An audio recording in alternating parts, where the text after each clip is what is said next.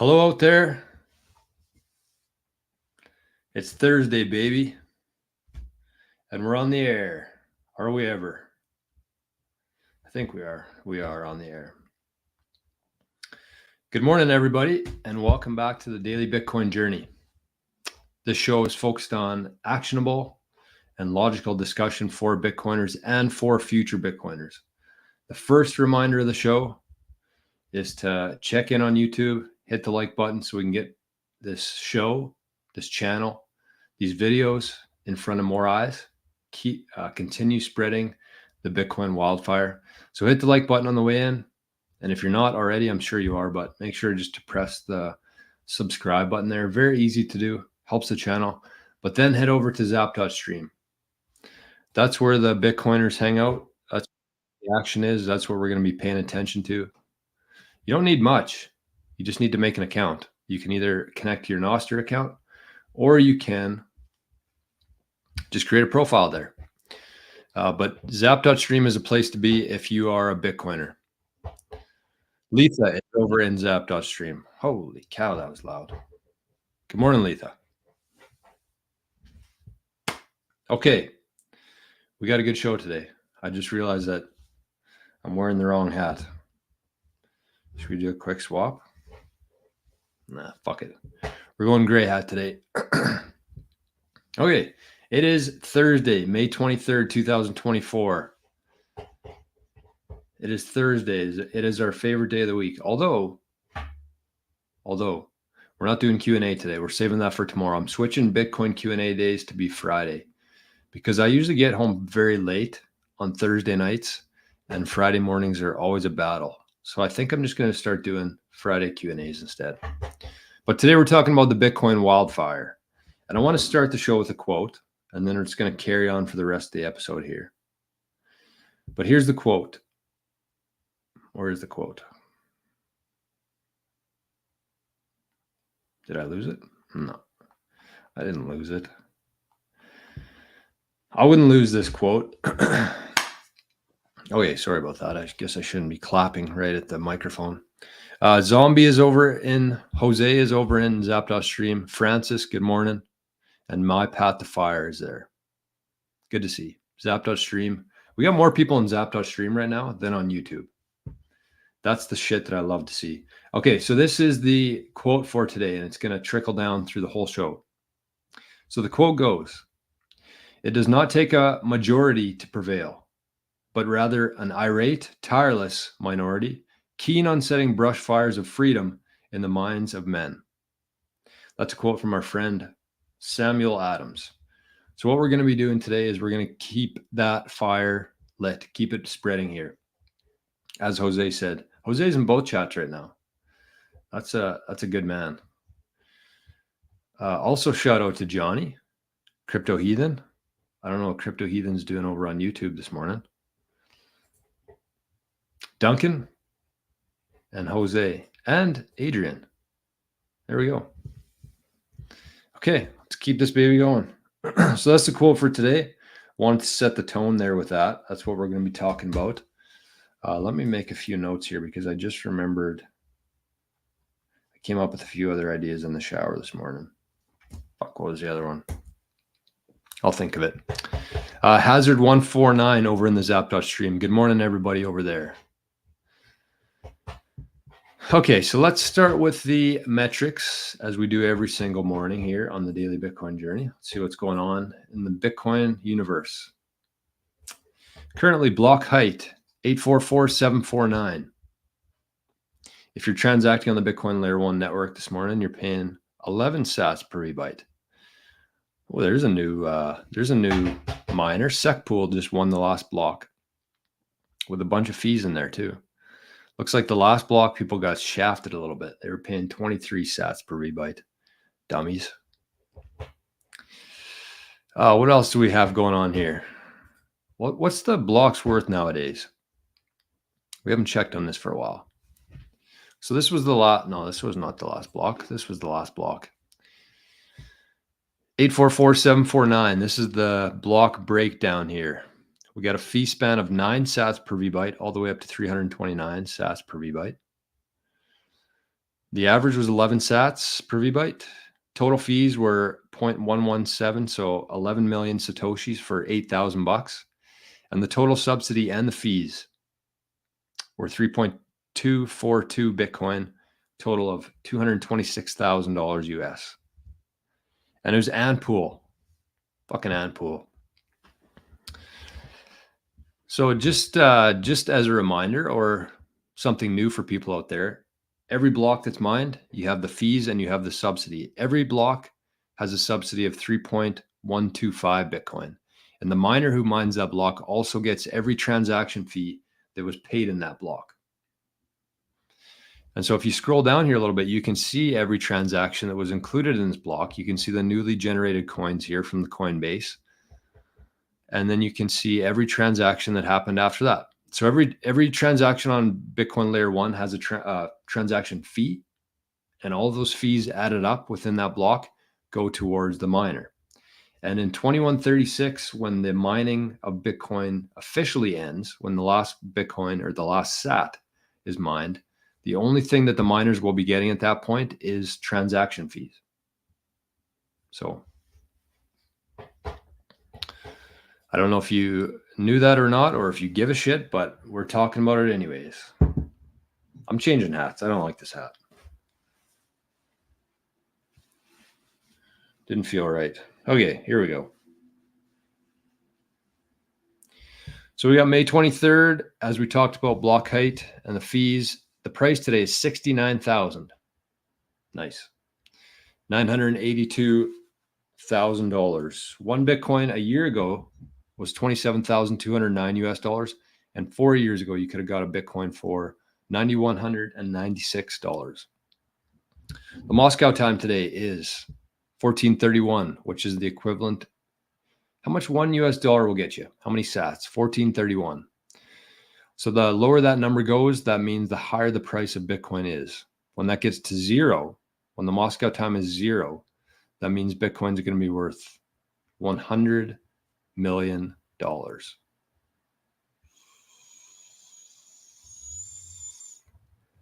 Price today in Canada, comma today, is 95,512 Canadian dollars.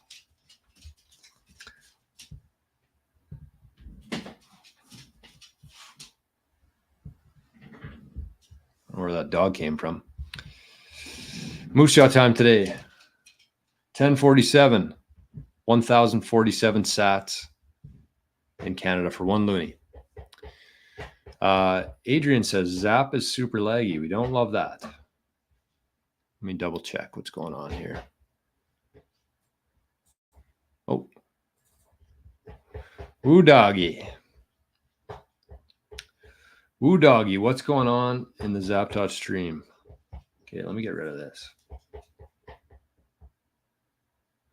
I see the grinder is in the Zapdot stream chat. Love to see that. I was watching a couple hours of the grinders stream on Zapdot stream yesterday. He was talking about a variety of things, including some Bitcoin chat. Pretty interesting. I had a good time. Myself and My Path to Fire were hanging in the live chat yesterday, and a few others, but we were the ones chatting. And an important note, very important note here from the grinder. Since I've been on Zapdot stream, I've kind of been just assuming that the grinder, Kieran, they were the ones who created and founded Zapdot stream. But I was corrected yesterday. The grinder told me that it is not the truth. It is not the case. He just helps out. Kieran is the creator. Kieran is the guy running things over at Zapdot stream. The grinder is just grinding away and helping in any way that he can. So big props to him. I've been lying for the last 2 months here. Many times, many lies told. But that's what you get for assuming things. That is my bad. So big shout out to My Path to Fire and the grinder over in Zapdot stream for the Zaps. 100 sats and 420 sats. I see Adrian's over there. I see Bodie's over there. Slayer. We got 69,420 we must have just hit. And Jose is over there as well. Okay. Well, there we go. I got the housekeeping stuff out of the way. The daily block reward. This was a good one. This was a nice comment yesterday that I got on the YouTube channel. Let's find it. It was on the video that we did yesterday, the live show. Where is it here? Here it is. Not really a nice one, but this is what it's all about. This is why I do the show. Comments like this.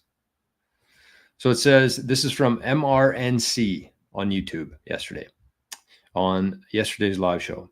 It says, I have been studying retire on Bitcoin and stumbled across you. I was thinking to sell my Bitcoins this bull run in October 2025, but now I think I'll just hodl and pull 60K a year to live off of for the rest of my life. A lot will be shocked when they find this info out. I have a friend that has I have a friend that has 401k not gaining anything compared to inflation. With the large stock crash coming, we'll lose it all. Keep posting and spreading the word. Thank you. So there you go. That yesterday's video, this fella or this lady, one of the two, the plan was to sell their Bitcoin in October 2025. But says now, after watching the video, I think I'll just hodl and pull 60K a year to live off for the rest of my life.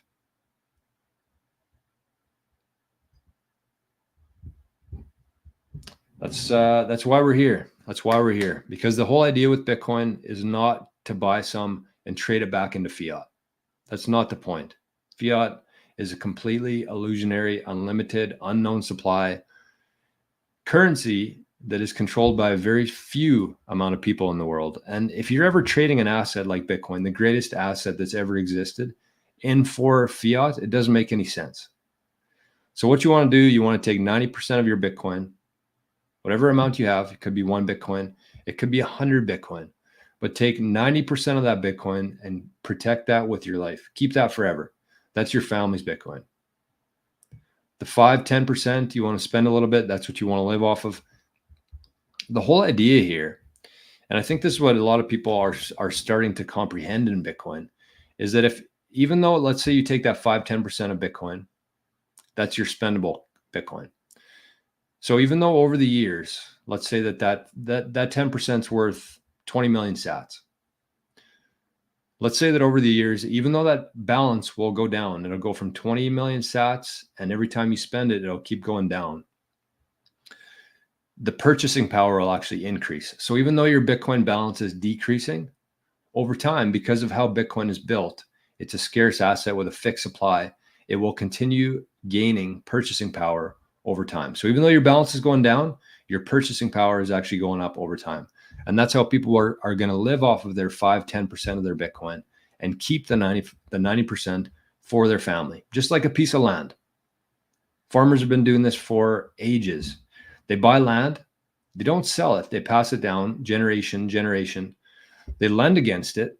If they want to buy a new truck, if they want to buy a new hot tub, they don't sell a piece of their land. They keep the land, they take a loan out against it.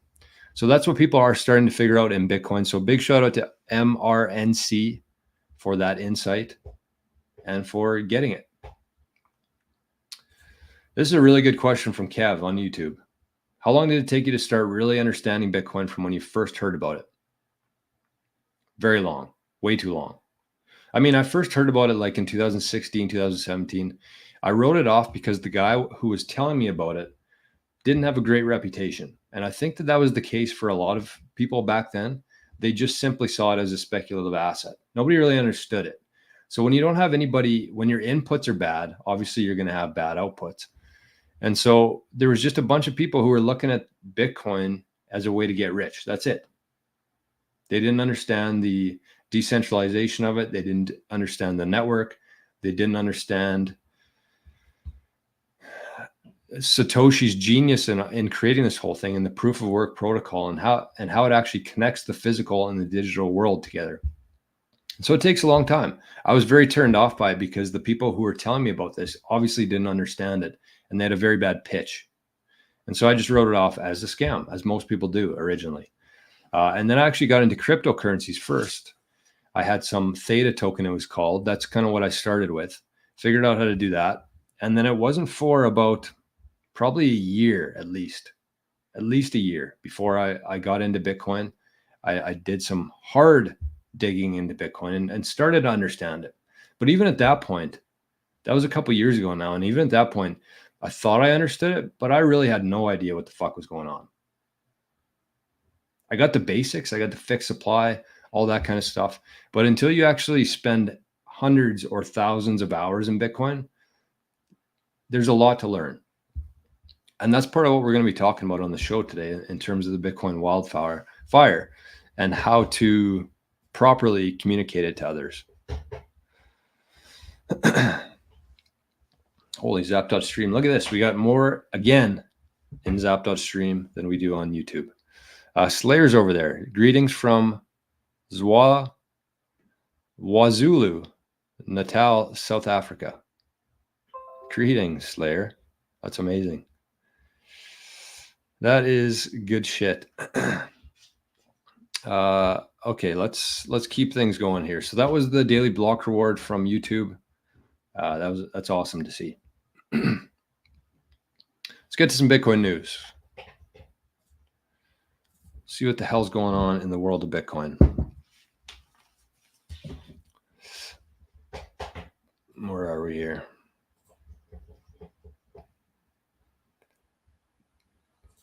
What's this picture? Oh, yeah, I wanted to share this picture too. We'll quickly do this. This was in regards to, how do I zoom in here? There we go. Whoa. This is from, no, that's the wrong screen. Fucking hell. Oh, I gotta watch my mouth here a little bit. I've been swearing too much on this channel. I apologize.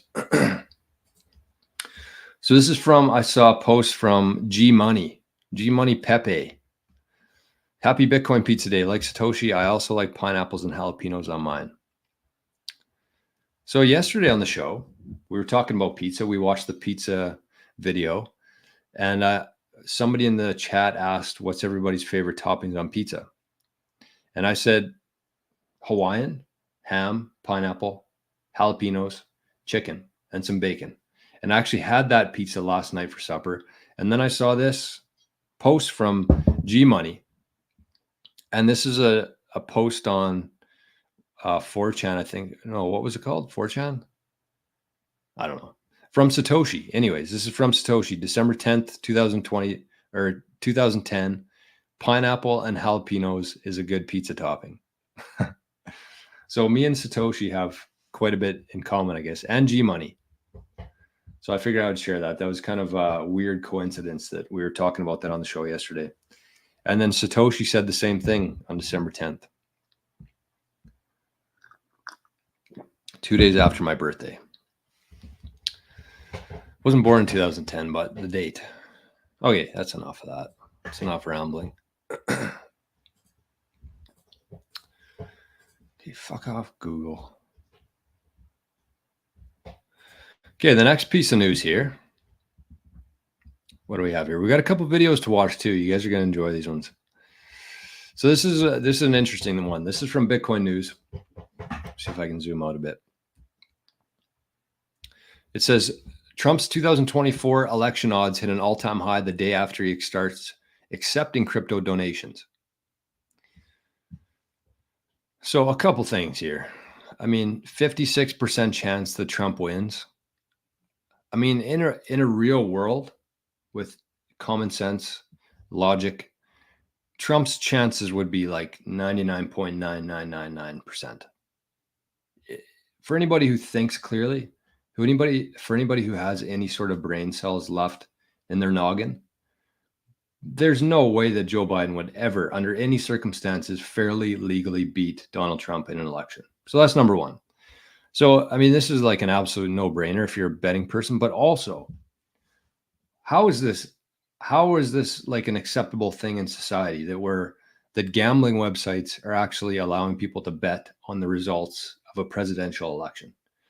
I feel like that's almost peak clown world in terms of what's going on here. So aside from like the odds going up after he accepts crypto donations, like what is going on? So that's the first part. And then I also saw that Trump is He had a good quote yesterday.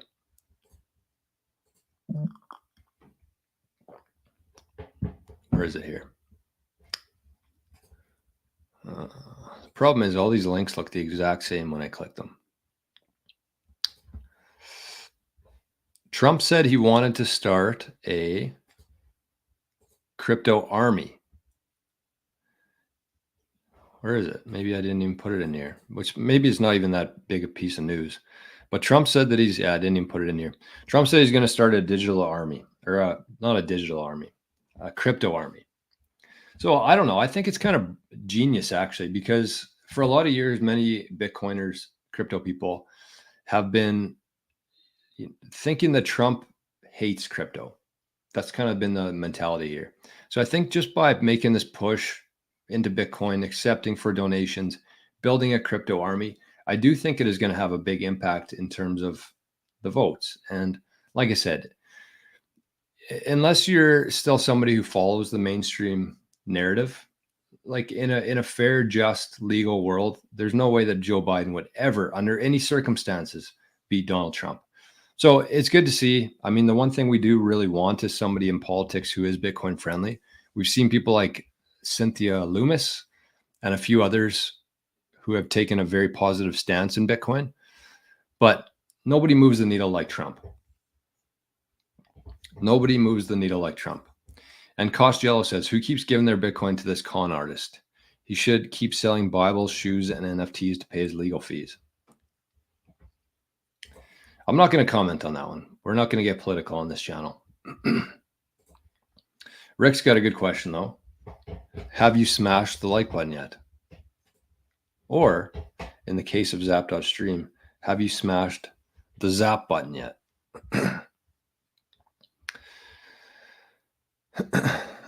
There's lots of good comments here in Zap.stream. Zombie says, wow, proof that Satoshi was flawed. There's some other comments in here about Bitcoin saying, I'll be honest, I saw it as a novelty. I think a lot of people did. A lot of people saw it as just like something that nobody really understood, nobody could understand, and it was just something that was going up in price, so everybody wanted to buy some of it. So, yeah, I mean, there's a bunch of different comments here on Trump and everything that's going on with that. Pal says, or Mark says, Trump is weak. I don't know. Like I said, I'm not going to get political. I'm not going to put my faith or trust or reliance in any politicians. I know that if Bitcoin succeeds as it's meant to be, not that it goes up in price forever. If it succeeds as it's meant to be, as it was designed to be, then politicians won't have anything to do with it. Politicians can slow it down significantly. Politicians can make it much easier for people to use and transact with. But if Bitcoin is going to be used as it was designed to be, it won't have anything to do with any regulatory, politicians, any of that bullshit.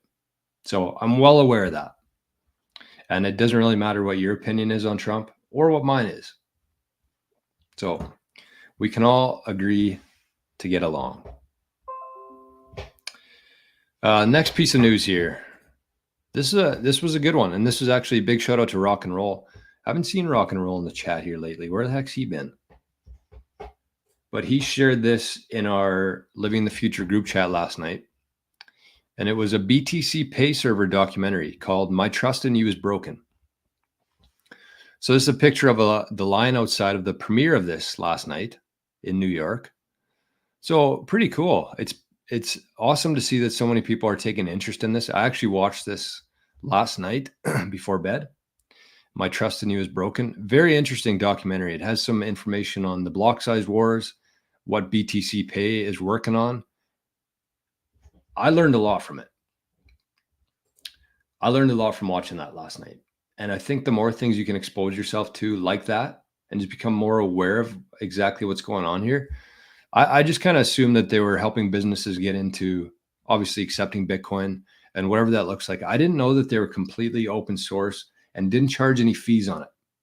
So BTC Pay server, just in case you don't end up watching this documentary, they're an open source project that helps businesses accept Bitcoin and they take zero fees for it.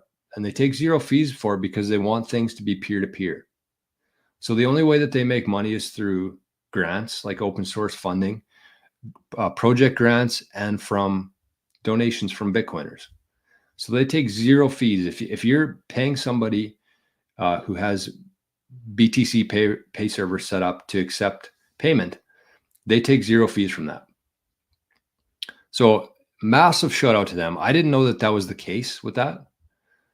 But I was very impressed to see that. And that's one thing I want to start looking into a little bit more is figuring out a way to run BTC pay server myself for knggolf stuff. There's just too much with too little time to do right now, but that is also high on my priority list. There you go. Mark says, just got my BTC pay server going today. That's awesome. Incredible stuff there. So it's good to see that people are interested in it. The documentary itself is on YouTube. You can go on there and find it. It's called My Trust in You is Broken. So there was quite a few views on it last night after the premiere there. So Crypto Heathen says, Trump derangement syndrome is real. I have a coworker that does nothing but read CNN and listen to NPR. Overheard him the other day saying nobody needs to, or saying somebody needs to, I'm not going to say that word on here. Shoot, I guess you'd say, Trump. Yeah, it's weird. And it's just amazing to me how one person could divide so many people and have so many different opinions on them. But the reality is that if you actually watch the mainstream news, that's going to be your opinion on it, whether you're actually paying attention or not. If you hear something, or you subconsciously hear something, or your coworkers talking about it without actually looking into it, it's the exact same thing with Bitcoin. There's Trump derangement syndrome and there's Bitcoin derangement syndrome. And the majority of people get their information kind of almost secondhand from it. Nobody actually takes a look at what they did or what Bitcoin does or the inside scoop on it. They just rely on other people's word for it. So I think that that's the case with Trump and with Bitcoin. My Path to Fire says OpenSats. I think that they did get a big grant from OpenSats. They've got a few big grants to keep operating there, but incredible stuff. I just love everything about their brand, their mission, their principles, everything about it. So I wanted to give a shout out to BTC Pay Server for that. And shout out to Mark for getting his server going today. That's pretty good. Was it tough? I'm a very non-technical person, so I'm a little bit intimidated with that kind of stuff, which is why I haven't done it yet. But let me know. We got a couple new faces over in Zap.stream too. I can't see the name there. Let's see if I can refresh here. Oh, where is it? No, I can't see it. It just says NPub, but it says, this is cool. Never been in Zap.stream. And he got zapped, or he or she got zapped 5 sats for that comment. I don't know how. But anyways, next piece of news here. Whoa. We'll skip that one. Skip that one. Here we go. Bitcoin news. Since adding Bitcoin to their balance sheet, Metaplanet has become the best performing stock in Japan this week, being halted at a maximum daily gain of 50+% for 2 days in a row.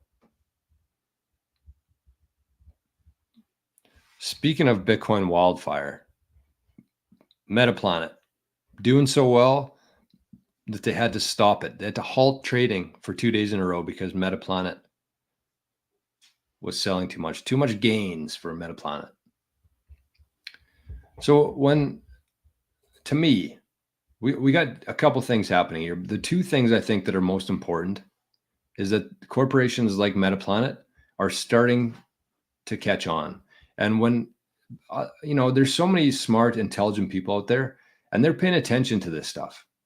They see stuff like this. They see Metaplanet all of a sudden starts holding Bitcoin on their treasury and their reserves, and their stock just skyrockets. So if you're a corporation of another public company, or if you're a CEO or a CFO of a public company, or any sort of company for that matter, you see stuff like this and you think, okay, the only thing that happened there, Metaplanet didn't put any new technologies out. There was no updates. The only thing that they did was add Bitcoin to their balance sheet. And look what their stock price has done. That suggests to me that the market wants Bitcoin. And so when that happens, actually, the next video I'm going to show here is a video from Jack Mallers, but he's talking about the exact same thing. He's talking about why they're all of a sudden pushing this ETF, this Ethereum ETF forward, when last month it was a security. Last month, the SEC was going after Ethereum. And now all of a sudden they want to push this Ethereum ETF through because they're the only things that are making money right now. And there's a lot of capital in the world who's looking for something like this to put their capital into because everything else is dog shit. Everything else is hardly keeping up with inflation. And then you see Bitcoin and you see Metaplanet and you see MicroStrategy. And so the reason why they're getting into this is because they're actually making money. So people are starting to take note. Public companies are starting to take note. And Metaplanet will be the first of many this year who start adding Bitcoin to their balance sheet. So pretty incredible stuff there. We're going to put on a video here from Jack Mallers. He was on some sort of lamestream news session yesterday. Bloomberg. So this is about the Ethereum ETF. He goes off on it. This was very good to see. I love Jack. But the thing to keep in mind here is that there are so many. I put out a clip the other day about Ethereum. And it was the day before Ethereum shot up in price. And so, of course, as soon as that happened, there was a bunch of dweebs in my comments saying how, somebody said this aged like cream in the sun or something like that. Cream sitting in the sun for 2 days. That's how well this aged. No, it didn't. Like, these people are absolutely delusional. Anybody who's into Ethereum or thinking that they're going to buy some of this Ethereum ETF, you're delusional. It's not even a real thing. And before we watch this, I watched a 10-minute clip of Michael Saylor today, and it looked like he was on a podcast with some crypto bros, as people call them, some altcoiners. And it was a 10-minute video. I was going to show up, but I figured it was way too long. He just kept saying the same thing in different ways. But the thing that he said about Ethereum was 3 things. It's not ethical, it's not economical, and it's not technically sound. So as I said, he spent 10 minutes saying that in 10 different ways. But this was kind of like the higher level summary of what he said. So Ethereum is unethical because it's an unregistered security selling as a commodity. So it's unethical. These guys have been selling these tokens. They had an ICO. They gave a bunch to their buddies. They control the code and they claim that it's a commodity and that's how they're selling it. But in reality, it's an unregistered security. So it's unethical. Second one, he said it was not economical. There's no issuance schedule. And he asked the guys on the podcast, he said, can you guys tell me what the issuance schedule of Ethereum is for the next 100 years? And they just went dead silent, said nothing. And Michael Saylor said, well, yeah, because nobody knows what it is. There's no issuance schedule.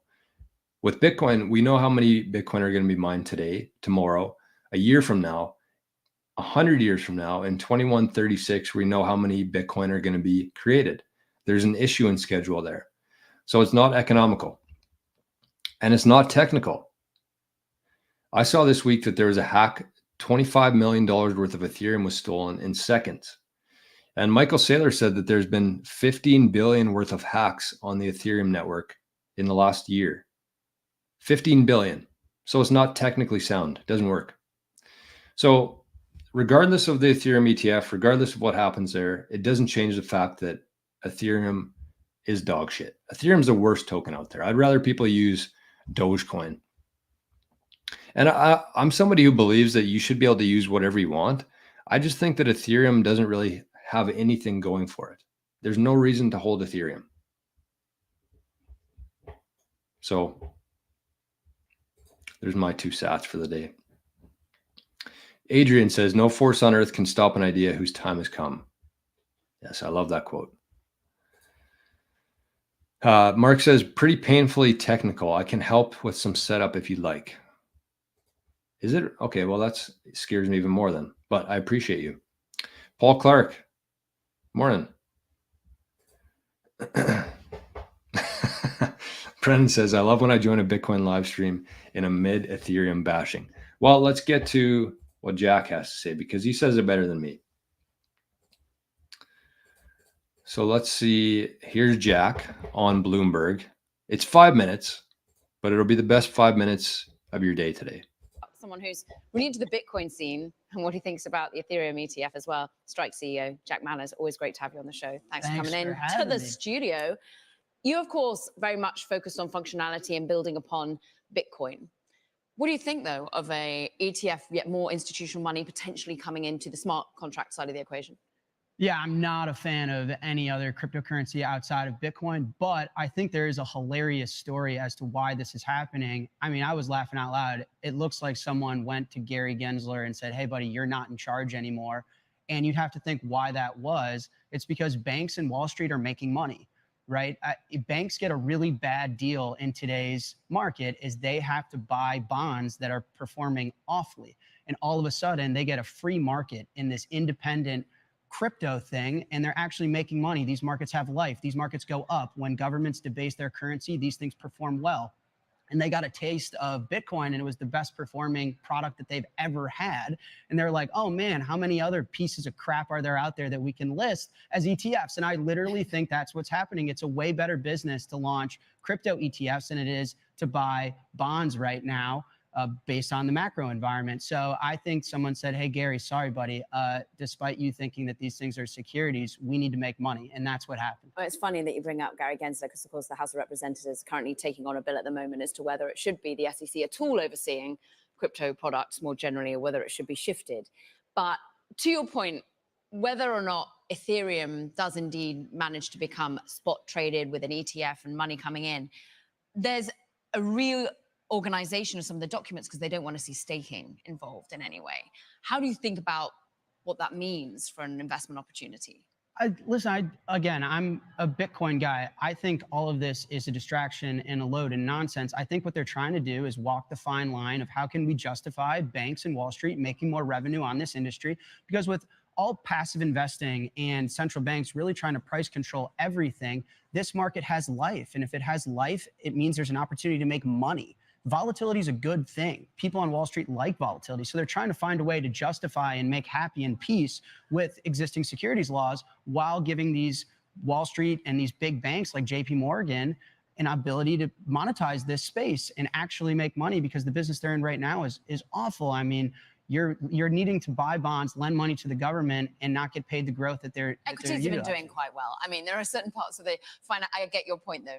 Financial institutions still been doing quite well in the rest of the markets, but there's potentially a role for banks to play here, which could also be going through regular. Yeah, but I think listen, the S&P 500 is dominated by what, like the top 7 companies, and they're all tech companies. Tech companies don't care about the cost of capital. They don't need business loans. Facebook, Apple, these companies can finance their business with their existing cash flows. And so the rest of the world is in a pain of hurt. And banks right now, their whole job is to take our deposits and buy bonds, and these bonds are getting slaughtered. And all of a sudden they're like, wow, here's a market with life. Here's a market with retail flows. Here's a market that has volatility and that is actually reactive to the outside world. Hey, how many of these crypto things exist? Hey, Gary, accept them all. So I wouldn't be surprised if we got a Shubaduki coin. What did I say on here? We should get a Shubaduki ETF soon. Seriously, I really think they're going to try and monetize it. Jack, let's go back to basics here. There will be members of the Bloomberg Technology audience that push back on, I'm paraphrasing, a spot ETH ETF being the next listing of a piece of crap. There's a standard tagline in our Bloomberg coverage, which is that Ether is the native token of Ethereum, and Ethereum is the most widely commercially used blockchain. What would be your response to that standard line? Sure. Okay. And I apologize to all those I offended. Here's my point. Bitcoin is the only money within the cryptocurrency space. It's designed and treated as a monetary asset. So then what do I think Ethereum is? I think Ethereum is a technology, which you actually just displayed in your introduction and definition of it. Ethereum appeals to developers. They change the monetary policy and the rules all of the time. However, the market often conflates it as a money, conflates it as a commodity. Strike is a technology. NVIDIA is a technology. These things are regulated by the SEC. These things have cash flows. These things have founders, directors, people that set the roadmap. And so when I say a piece of crap, maybe I'm being a bit aggressive, but I think it's distinctly different from Bitcoin. I think Bitcoin can be the world reserve asset, the one money that we use to store our time and energy. And I think Ethereum can be a technology which competes with NVIDIA, but then it gets confusing. It's like, well, what's their cash flows? Who founded it? Who sets the direction? Why does it change so much? And when it does change, why does it change? I think that there's a lot of intentional confusion going on in the story. And as a Bitcoiner, it frustrates me because I'm trying to fix the money, fix the world. And so I think that there's a lot the market has to sort out as to what it actually is and how to value it. Jack Mallers, come back with your messaging and come on the show from San Francisco as well. Strike CEO Jack Mallers on all things crypto. Meanwhile, we do have.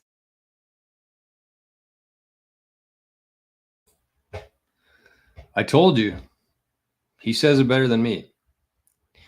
I mean, after hearing that, nobody in their right mind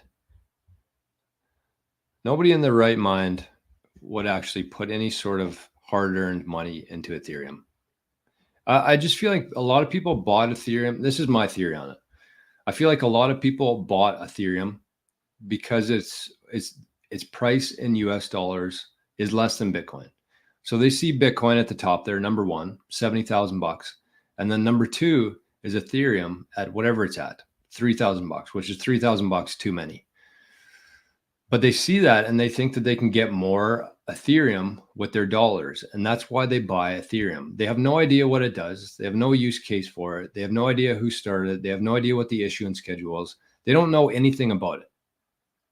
They just buy these stupid fucking monkey pictures that they can send back and forth on Ethereum, waste a ton of gas by doing it and money, essentially wasting money, sending these apes around. And it's not feasible. And that's just one point of it. That's just like the technical side of things. But the other point is that it is a security because they had an ICO. It does not pass the Howey test. And that's a very important aspect of this because for the last 5 years or however long Ethereum's been alive, it's been trading as an unregistered security. It's a security. It's basically just a tech company that has a token. It's a security. And so what's going to happen if they deem it a security, which they should? If not, I don't really understand what path they're going down here. But if it's deemed a security, then all these exchanges are going to be in big trouble. And every token that runs on Ethereum is going to be in big trouble.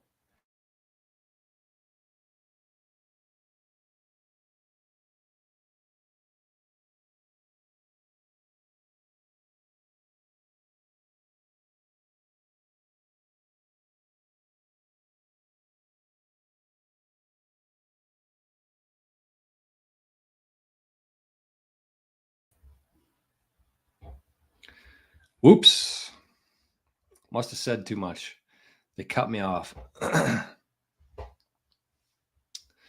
The Grinder's got some, yeah, it's a CIA. The Grinder says the best part of Ethereum was that people stopped trying to do all that crap on Bitcoin for a few years. Now we have ordinals and ruins. Yeah, that's a fair point.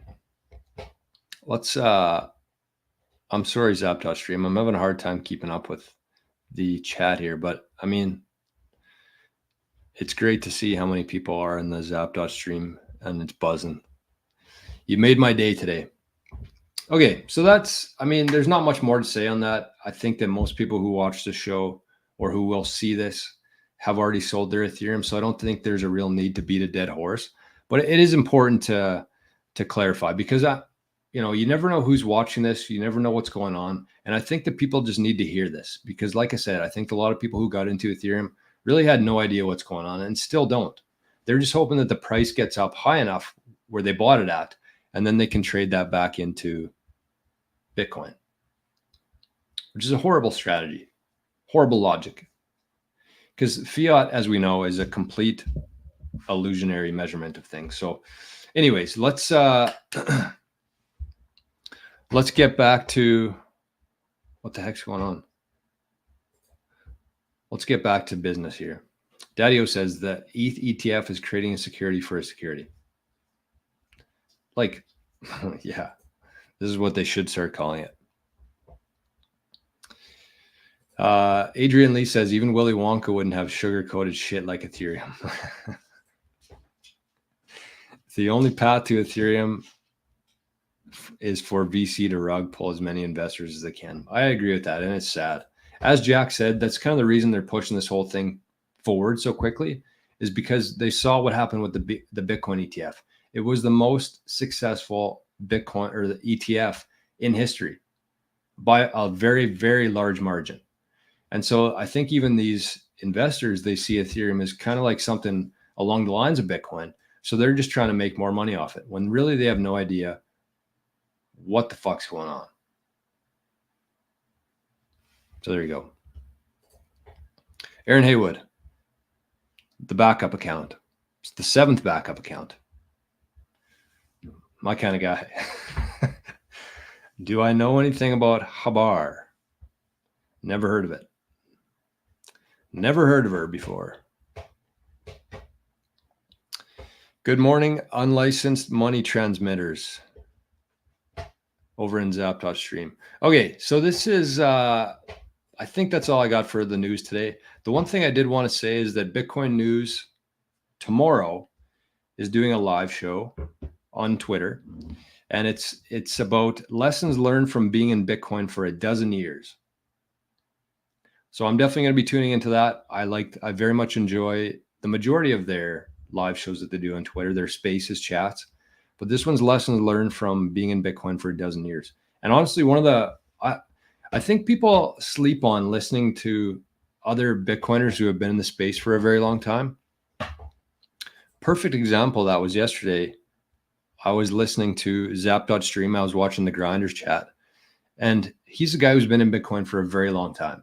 So he has things figured out. He obviously understands what's going on in Bitcoin, the technology, the whole reason you'd own Bitcoin. But he's been in here long enough that he has different things. He does things differently than I would do. And others like me who have only been in Bitcoin for 2, 3, 4, 5 years, people who have been in Bitcoin for 10 years and still have that Bitcoin or some of it, that's who you want to be listening to. And as time goes by, you're going to be one of these people who other people look back and look to for advice. I was thinking about that yesterday, watching that BTC Paid documentary. It's just so cool to me looking back in the history of Bitcoin. What was happening, what was being said, who was involved, all that is very interesting to me. And I think that looking back now on those people, in 10 years from now, other people are going to be looking back to today. People like us, they're going to look at before the ETF, before the Bitcoin ETF was launched in January 2024, the people who were in Bitcoin before that, they'll be known as like the OGs in 10 or 20 years from now, I think. So be prepared for that. What did my path to fire here post for an image? How do you put GIFs in there on Zap.stream? Anyways, okay, so the show today, we'll go back to the quote here, then we're going to talk about a few things. So the quote of today's show was, let me find it here quickly. Fucking hell. Too much going on. Too many tabs. Too many phones. Sorry for the silence here, but that happens when you're doing a live show with no producer. So this is the quote. This is what inspired the show today. It's a quote from Samuel Adams, and it says, "It does not take a majority to prevail." Let me start again. It does not take a majority to prevail, but rather an irate, tireless minority, keen on setting brush fires of freedom in the minds of men and women. Can't leave the women out here. So that's what the title is today, the Bitcoin wildfire. It is spreading. You can see individuals getting into Bitcoin. Every day there's more lights turning on around the world, people buying Bitcoin for the first time. And as that happens, every single person, every single business that gets into Bitcoin, is making the Bitcoin network more valuable. We're all just nodes in the Bitcoin network. And so every person that gets into Bitcoin is strengthening this network in a very beautiful, well thought out way, unlike other schemes out there. So what I'm going to talk about today quickly here is I got 4 things that we can be doing, because I think that this next year is going to be very important for people like us. We're going to have a lot of people coming to us for advice and for help with Bitcoin. And I think that there's many different ways to approach this. I've tried the majority of them. I've tried LinkedIn. I've tried Twitter. I've tried, obviously, YouTube. I've tried the knggolf route through our golf company. Some succeed, some fail. But the thing is, you just have to keep trying. And a few things that I've learned here is that the first one is that you have to educate yourself. You have to know what you're talking about. Because as I said, when Kev, I think it was Kev in the chat. Yeah, Kev asked how long it took to really understand Bitcoin when you first heard about it.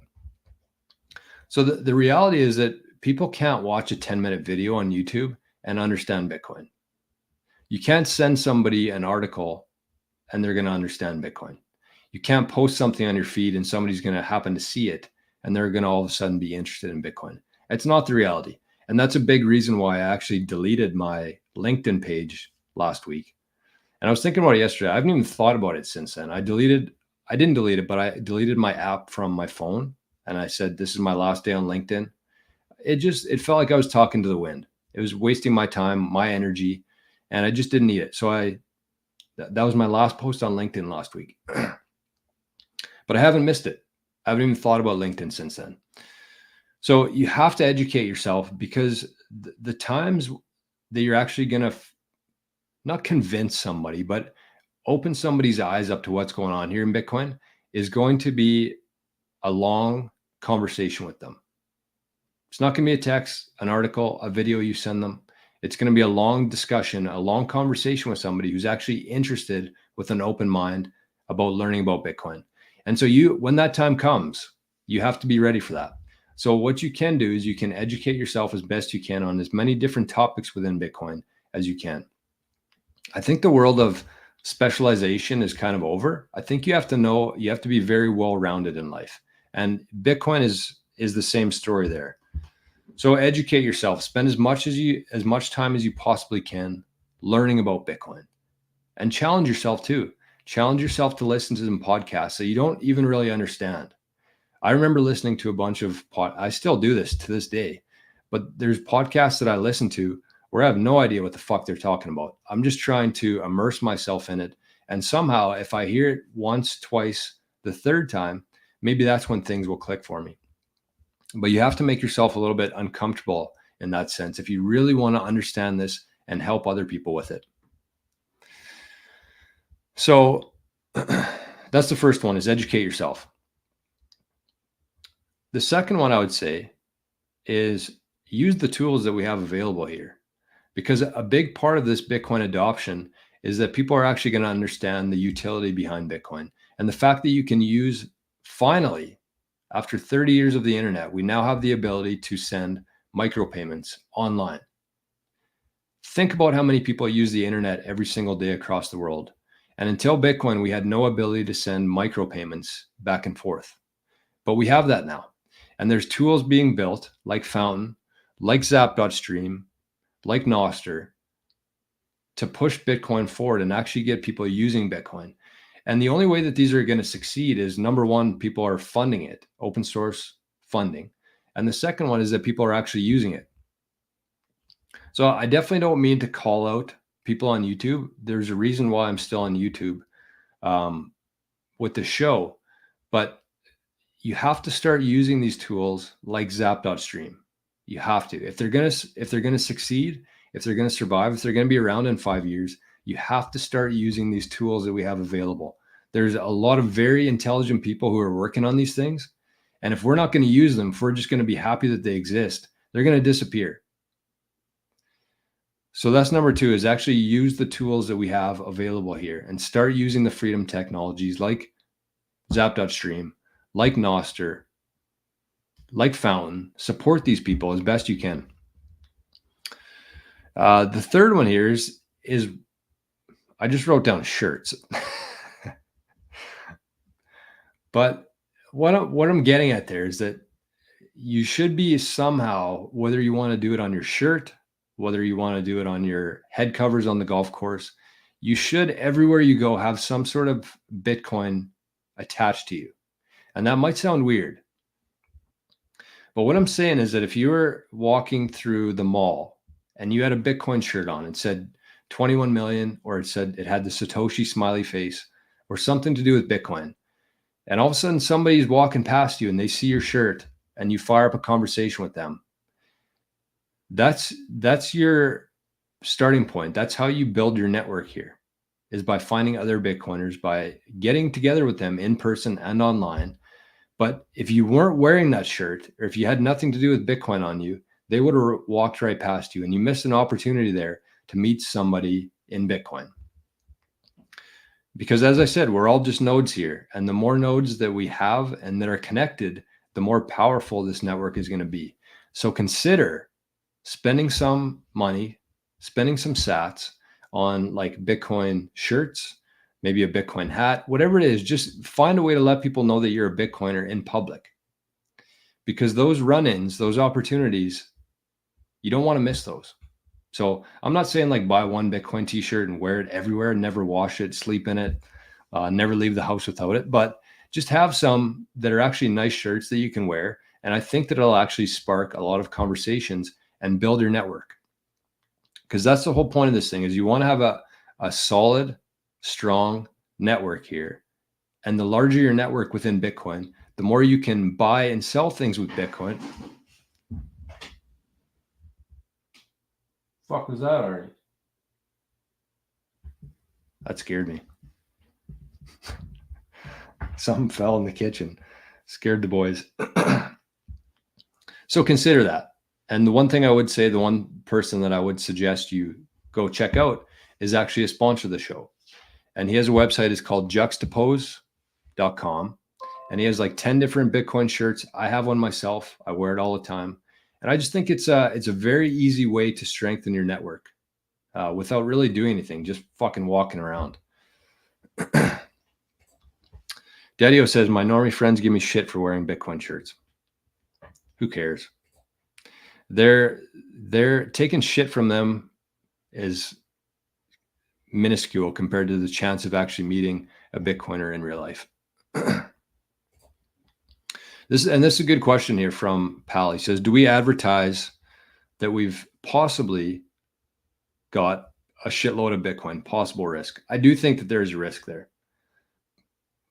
I think that you approach it in a way where you keep the first rule of Bitcoin in mind always.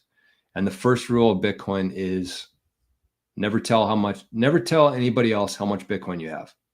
And I really mean that. I mean that towards your kids, your wife, I don't know, maybe depending on how much you trust her, how loose her lips are, your parents, your best friends. Never tell anybody. I haven't told anybody how much Bitcoin I have. And there's a reason for that. Nobody needs to know. It's none of their fucking business, right? So the number one rule in Bitcoin is never tell anybody else how much Bitcoin you have under any circumstances. Because if people find out, just let's say an example, if you told somebody by accident when you had a couple beers that you had half a Bitcoin, and all of a sudden in 10 years from now or 5 years from now, when that half Bitcoin, people always remember. I don't know what it is. Something is triggered in the human brain about remembering how much money somebody makes. There's something that happens within the human brain that people never forget that. And so in 5 years from now, if half a Bitcoin's all of a sudden worth $1 million or $5 million, you're going to have a very big target on your back. So just be careful with it. And that's kind of one of the reasons why I deleted LinkedIn. It's like, I want people to know that I am a Bitcoiner, that I can help them if they need to. But I also don't really need the whole world knowing that I have Bitcoin. So I think that there is a certain way to approach this whole thing. And that's probably the next thing I'm going to talk about here is, not probably, it is the next thing I'm going to talk about. What the hell happened on Zap.stream here? Oh, we got a raid from Kieran. Holy cow. Look out. I don't know what a raid is, but it sounds scary. The grinder says the dog is so cute. I used to have a white shepherd for many years. It is. Somebody asked me yesterday. I took Arnie out for a walk, and somebody asked me what kind of dog he was. They were on the golf course and they yelled, "What kind of dog is that?" And I said, "Well, he's a mixture of about 100 different breeds." And I think that he is. He's white for some reason. He has, when he sits and you see him from behind, he looks exactly like a shepherd. So he definitely has lots of shepherd in him. I think that he has part husky. He's looking less and less husky-ish though as he moves on. But very smart dog, very good dog. And he just loves to just hang out. He's sleeping right now. My kind of guy. And so the last one here, this is what I would suggest to people. And I've talked about this in the Living in the Future chat before in the videos that we do on there. But send out a document, create a document for yourself, a one-page document that you can send out to as many friends, as many family members as you want, without doing it in a forceful way. Just say, hey, I've spent the last couple of years in Bitcoin. This is what I've been working on. I'm obviously not going to pressure you into doing anything with it. But if you ever have any interest or any initiative to get into Bitcoin, reach out to me. I prepared, the first 3 steps. If you want to go at it on your own, this is what you need to do. This is my referral link for it. And if you have any questions along the way, just reach out to me. That's it. So you send them this one-page document. It has your referral link on it for the one exchange that you use. And with that, you're going to build trust. They probably won't respond right away. They won't say, yeah, I've actually been very interested in learning about Bitcoin. Let's set up a call next week. Don't expect anybody to immediately jump on it, but you're planting the seed, essentially. You're spreading the fire. And when that time comes, when they see Bitcoin, most people are going to start paying attention to Bitcoin when it's $100,000 US. And so when that time comes, they're going to say, okay, I want to get some Bitcoin. George sent me this document back in May. I'm going to reach out to him and just see what he advised me to do. So just be there for people. Have that document be their first thought. Whenever they think of Bitcoin, they think of you. That's what you should be focused on in your little network. So that's what I would say to that. And as that happens, as you continue to do these things every single day, the Bitcoin wildfire is going to spread. It's going to spread without you, but the more people we can have doing this and advocating for Bitcoin, the more nodes we're going to have and the faster this adoption is going to happen. And the faster this adoption happens, the faster we can get out of this absolute debacle of a world we're living in right now. So there you are, folks. Hey, there's a picture of the grinder's dog. Let's bring this up. Zap.stream is so good. Like, you can't do this on YouTube. You can't share links. You can't create different emojis. You can't do any of this stuff. You can't send Bitcoin. You can on Zap.stream. So there's the grinder's pup. I'd bring Arnie up here, but he's got enough screen time on the daily Bitcoin journey, and he's sleeping, so we're going to leave him alone. But that's it. That is it. He does not have blue eyes. He has, I don't know, green eyes, I think. Okay. Shout out to Kieran in the chat there. Love that. And thanks for the raid. I don't know what happens there or what it is, but thank you for that.